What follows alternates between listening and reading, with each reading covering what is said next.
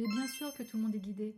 Même la voisine qui râle, même ton ex que t'aimes plus trop, même toi quand tu te dis mais moi j'ai zéro intuition, je comprends jamais rien. Bien sûr que tu es guidé. On a tous et toutes un ou une guide au minimum. Mais la vérité c'est que on n'écoute pas tout le temps. Ou encore pire, c'est qu'on n'y croit pas toujours. Et parfois les guides, c'est dur pour eux, mais ils doivent s'y reprendre à plusieurs fois. D'abord un petit signe, on envoie une petite synchronicité. Et comme la personne ne comprend toujours pas, à un moment donné, les guides s'énervent, paf, tu te prends le mur.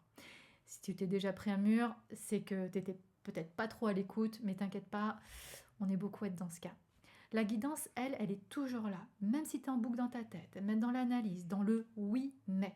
Ton oui mais, c'est comme mettre la radio sur une fréquence entre deux stations. Ça grésille, c'est flou et tu as juste envie d'éteindre. Donc le problème, c'est non, ce n'est pas de savoir si tu es guidé, parce que c'est le cas. Le problème, c'est souvent, est-ce que je laisse une place pour entendre ces signes, pour voir ces signes? Est-ce que je coupe le bruit mental de temps en temps? Et surtout, est-ce que je m'attends à un truc super magique, ou est-ce que je suis déjà attentive ou attentive à ce qui existe, à ce qui est là? Donc oui, tu es guidé, point. Pas besoin d'être parfait ou parfaite, aligné, en haute vibration, etc.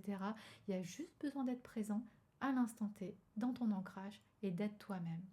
Et parfois, le fait de baisser un petit peu le volume dans sa tête permet de capter d'autres choses.